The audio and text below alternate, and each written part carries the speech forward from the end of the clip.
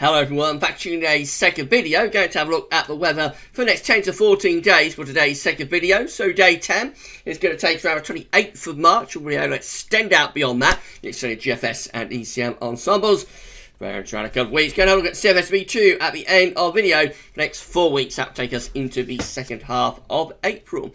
I shall get on that video very short. Just say that first video released today was our European outlook, looking at weather in detail for the next week to 10 days across Europe. So have a look at that, see what's going on. Thank you so much, everybody, for doing that. Right, so subscriber counts continuing to gradually increase. We're getting ever closer now to 10,770. So we're beginning to close in on 10.8k, but we've got another 32 or so to put on.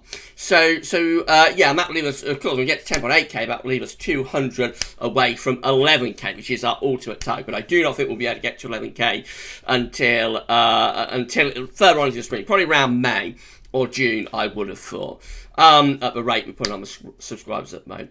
So if you aren't yet subscribed to our channel, please can you give us a sub. Thank you so much, everybody, for doing that. Tell your friends and family to subscribe to our channel as well. Everybody who subscribes means a friend. We're going to get to GWV so much quicker. Particularly subscribe if you watch the videos at GWV.com, because GWV.com is going to be disappearing later on in the year. From around the 1st of May, we will no longer update the website. We'll no longer embed the videos to the website. And then later on in the year, further, the website will probably disappear offline altogether. So that'll be a sad day, of course, but it's time to move on. We've got a big YouTube channel now. Time to focus on the YouTube channel. So as I say, if you watch at GWV.com, around 50% of the people who watch our videos are not subscribed to our channel. Half are subscribed, half are not subscribed. And within that half that aren't subscribed, quite a few watch at GWV.com. You know, I'm aware of how people watch the videos via our YouTube analytics. So if you want to carry on watching the videos and you watch at GWV.com but you're not subscribed to our channel, then I suggest that you create a Google account or a YouTube account.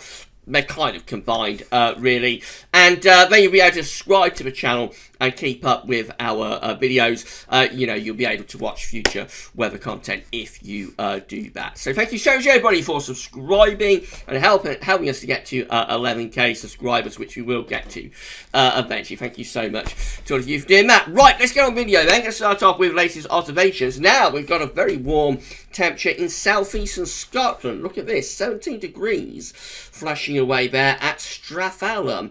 Also, we've got Lucas at 16 degrees. We've got in Inverbervie at 15 degrees as well. Aberdeen is at 14. Aboyne is at 16 too. Agmore is at 14. So the warmest temperature up in the north, interestingly. The southeast is really struggling. Look at this. Norwich at just 7 degrees. London City Airport at just 8 degrees. High Wycombe, so just 8 degrees. Farnborough just 8 degrees. London Heathrow, normally one of the hottest places in the country, is only 9 degrees. So the northeast is doing the best. The temperature today quite clearly. Church Lawton in the Midlands at 9 degrees. Let's go to Wales. Senny Bridge is at 10 degrees, heading northwards to Capel Curry. It's 11 degrees there, really struggling at Rhyl, just 8 degrees at Rhyl. Up to Blackpool, only 9 degrees there. Western Scotland, not quite so good either. Oban Airport is at 9 degrees, and down into Belfast, you're at 10 degrees. In southwestern England, Newquay is at 9 degrees. Along the south coast, we've got Thorney Island at 9 degrees. We've got Bournemouth at 11, and we've got Lydd at 8. So the warmest temperatures clearly in the east and the northeast of Scotland into the far northeast of England, doing doing really well up there. Otherwise, it's a little bit of a struggle in some areas, but other areas are about average with their temperature. It will be colder in this southeastern corner over the next couple of days, but I think over the weekend we probably, whoops, that's just updating as we're talking. I think as we go into the weekend we probably see the temperature spread getting a little bit more even. CET is gradually increasing, so central temperature now is standing at 5.8 degrees, an anomaly of 0.6 of a degree above average. That's provisional to the 16th of March, actually.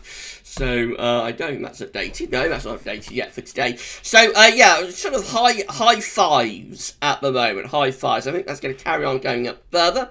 We'll go into the sevens probably through the course of next week. Let's have a look at the CET page at Gasworthy's for March. I don't think we've looked at this so far this season. So this is the CET page at gasworthys.com. We have incorporated this and the links page into our Discord, by the way. You can find the invitation link to our Discord in the description.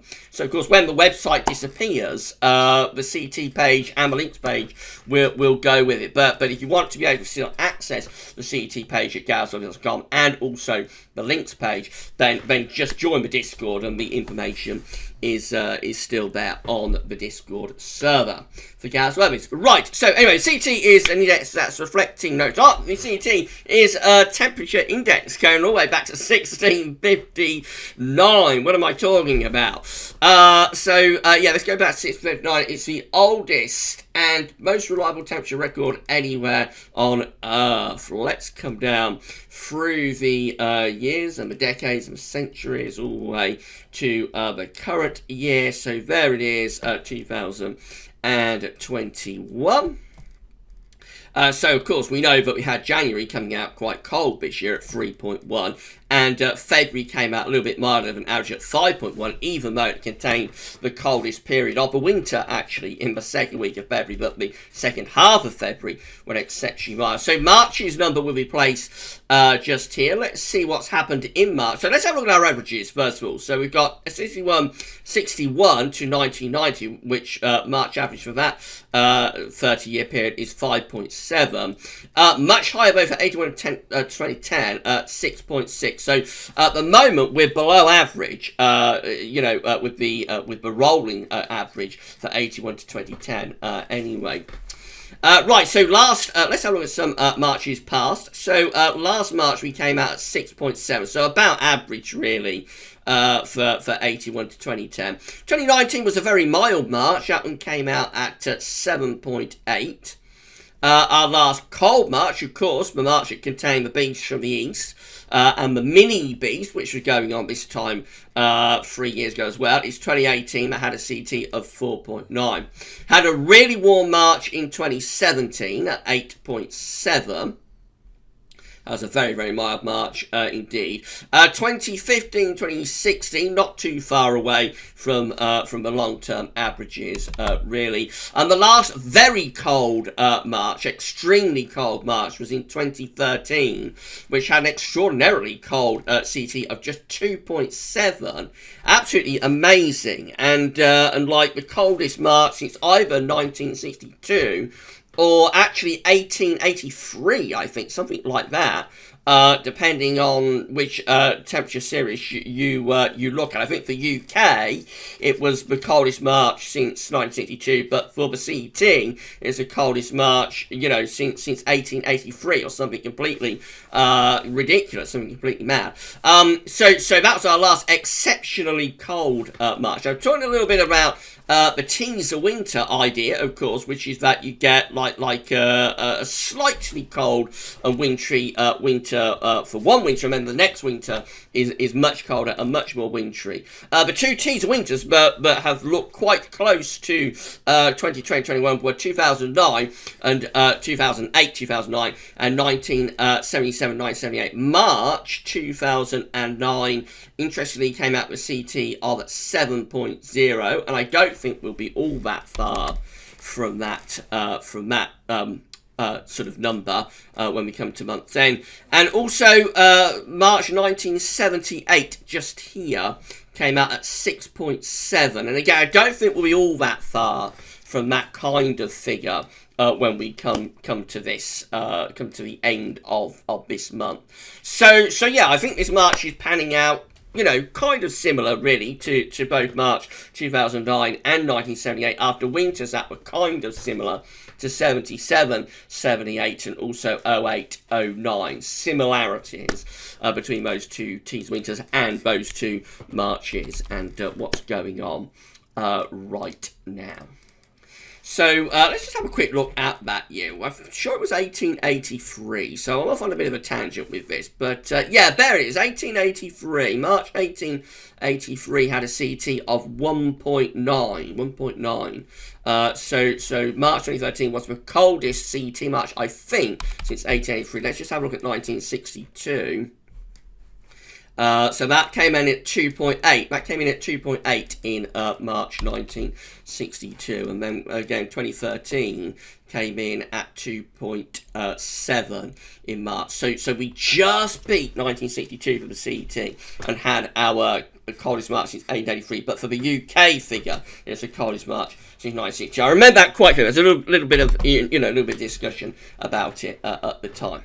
Right, so that's brought you up to date with that. So that's the kind of thing we're looking at. I think upper 6s to low 7s. I think that'd be where we'll probably finish up with this March CT. But we shall see, of course.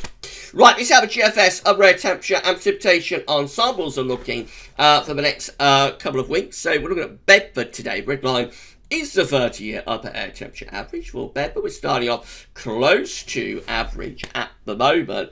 I'm going to say quite close to average, it's going to the last week of March. There is a warming trend, though, right at the very end of March and into the beginning of April. We might be seeing signs of our first push of really proper warmth around the end of the month into the beginning of April. You notice this thick green line, which is today's GFS 6-set operation run. That really takes off and does become very, very mild indeed. It's not an outlier because other ensemble members are going in that direction, but it's at the far warmest end of the range of ensemble options. But nevertheless, I think we do see a warming trend in evidence here for the very end of March into the beginning of April. Precipitation-wise, going to be a lot of dry weather over the next week or so. Will be a little bit of precipitation. Not going to be completely dry, but generally drier than average.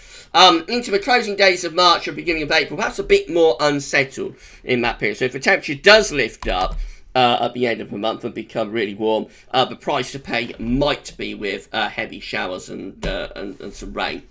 Temperature anomalies from the 18th to the 26th of February going to be mild on average for Ireland, UK, and many parts of Scandinavia. You notice most parts of Europe are looking really cold, though. So a few days ago, it did look like we're bringing some very cold air from off the continent, very cold for the time of year. That's just been kept at bay. We're just on the periphery of it, but it's a close run thing, and it's the reason that the eastern part of the country is quite cool today and will be again tomorrow. But most parts of Europe significantly below average temperatures for the coming week. Precipitation anomalies from the 18th to 26th of March going to be drier than average, not just the UK, but through many northern and western parts of Europe as well. Latest wind flow map from earthnullschool.net shows that high pressure continues to dominate weather sitting to the west of Ireland, so winds are light. And down the eastern side, we're drawing down like a northerly, so that's the reason it's a bit cooler in the east. But through central, western, and some northern areas, with light winds and March sunshine coming through, getting ever stronger. Of course, that sun now, with that sunshine coming through, we have pleasantly warm temperatures. Right, this is how UK Met is looking for Sunday. High pressure will be dominating weather on Sunday, sitting over to the west of the country. Winds will be coming in from a northwesterly direction. Going to be very pleasant, I think, as we go into, there will probably be quite a lot of cloud, but where the sun comes out, I think we will have some pleasant warm temperatures. Going into Monday, again, high pressure dominates the weather on Monday, bringing lots of dry and fine weather. Into middle next week, just turning a little bit more. And so just a little bit more as low pressure begins to come in off the Atlantic and starts to bring some showery rain into the north and west. But the southeast should stay mainly dry, I would have thought, up to the middle of next week. Second half of next week might turn more generally unsettled. Let's have a look at GFS 6 then. Again, high pressure brings lots of dry and and fine weather over the weekend and into the beginning of next week as well. Gradually through next week, that high pressure will weaken and low pressure will start to come in off the Atlantic. So head up towards day 10, yes, it's the 28th of March. Quite a deep area of low pressure, bringing some wet and windy weather into west. Northern, eastern, northeastern areas should have quite a bit of dry weather, but bands of rain starting to come in from off the Atlantic. It's probably quite a slow process. I think many eastern areas could stay dry throughout next week, but in the west it probably turns more unsettled as the week progresses. And then beyond sort of day 10 to our extended range, we still have this low pressure out to our northwest. But with high pressure to our east, we start to bring up a warmer southerly wind. I do say warmer because this is bringing the air up from like North Africa and Mediterranean. I mean, bear in mind it's the end of March, so it's not going to be hot. We're not talking about a heat wave, but we're probably talking about temperatures into the upper teens Celsius there, I would have thought. Maybe at the outside, like 20 or 21, couldn't be ruled out. Perhaps our first 70 Fahrenheit temperature of the year right at the very end of March. Here come the upper air temperatures, showing that the plus 10 Celsius isotherm is moving northwards. So as we get towards the very end of the GFS run, start to reposition the ridge just out to our west and start to bring something cooler in from the northwest. But yeah, for like 2 or 3 days around the turn of the month, there is some appreciably warm weather on offer with that GFS 6Z run.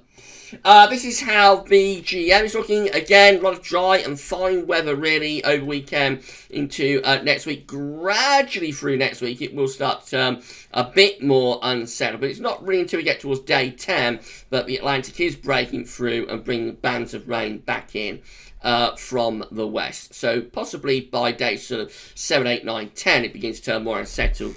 But much of next week looks largely dry. And then the ECM, again, the high pressure out to our west on Sunday. We have a lot of dry and fine weather to enjoy. Into the middle of next week, the high pressure begins to slip southwards. Low pressure starts to come in from off the Atlantic, start to turn more unsettled, especially so for northern and western areas. And perhaps into it being a little bit wet and windy in the north and northwest by the time we get through to day 10, which is the 28th of March. Still a lot of dry weather, though, for the south. Precipitation type forecast based on that ECM run from tometeo.com. Is looking like this. So I'll just wrap through these very quick. So some showery rain in the southeast over the next day or so, but then into weekend the emphasis really does go to dry weather. And then into next week, again, lots of dry weather until later in the week where some cloud rain begins to move into the west and into the northwest too. And then by as you're out towards day 10, so days 9, 10, does that turn wetter and windier, especially so for northern and west parts of the country. Even hints of a little bit of snow there across the northern parts of Scotland. Some very heavy rain into Scotland and Northern Ireland by 240 hours, day 10, which of course is the 28th of March. These are the options on the table within the ECM ensembles today for day 10. Gets us to the 28th of March. Let's say 16 members of the ECM ensembles have high pressure to our east. Low pressure will be to our west. We'll be drawing up a mild southerly, southeasterly with that, so it should be quite a bit of dry and fine weather to enjoy, especially for east areas. Could be unsettled in the west. 13 will have deep low pressure over into the northern country, bringing a strong westerly wind. That's going to be cool and unsettled. Another 12 just here, again with low pressure dominating from off the Atlantic. They're the two most unsettled options. We've got 10 down here, which does include the control and the operational run. Have high pressure to just to our east southeast, low pressure to our west northwest. Going to be mainly dry, and we'll draw up the wind from like a southerly to southeasterly direction. That's going to be the driest, and that's probably going to be the driest option for many areas by day 10. Does include the operational run as well. In 2 weeks' time, these are the options that we're going to have. This will get us to the 2nd of April. 21 members of the ECM ensembles will be sitting over and just to the east of the country, bringing a lot of dry weather and could be drawing up the air from the south. That could be dry, warm, classic spring with that. 19 will have high pressure to our southwest. The Azores high, ridging in from the southwest. Low pressure to the north. Just a little bit more unsettled with that, but not too bad. Should be quite a bit of dry weather and quite spring-like. And then this is the most unsettled option. 11 here have northern blocking combined with a trough of low pressure just to our south. So that's going to be the most unsettled and probably the coolest option therefore as well. But to be honest, it does look as though late March into early April might deliver a spell of potentially really quite warm weather Warm for the time of year. We're not talking about heat wave because it's only March, April, so we're not going to be talking about 80 Fahrenheit and upper 20s, low 30s Celsius, anything like that. But for the time of year, we might get the temperature into around the 20-degree mark, I think, sometime around month's end, if these charts verify. Finally, CFSV2 means the 500 millibar heights break it down into week periods. The first week period takes us from the 18th to 24th of March. The coming week will have high pressure. So right over top of the coach, going to be a lot of dry and fine weather to enjoy. Week 2 will be the 25th of March to the 31st. The high pressure then sits just to our east, and we start to draw up winds from the south. That will be spring-like and potentially warm air coming up from the south with that. Warm for the time of the year. Week 3 will be the 1st to the 7th of April with high pressure over Scandinavia. Winds in from more of an easterly direction. Still a lot of dry and fine weather, but might be a little bit cooler as it's more of an easterly as opposed to southerly or southeasterly. But the idea is certainly for high pressures to dominate, isn't it? As we go through to week 4, which is the 8th to the 14th of April, again, high pressure fest continues, a ridge from Scandinavia through the UK and going out into North Atlantic as well. Basically dry and fine conditions, probably drawing up the air from southerly direction, so should be pretty warm. A lot of warm and dry weather to enjoy there.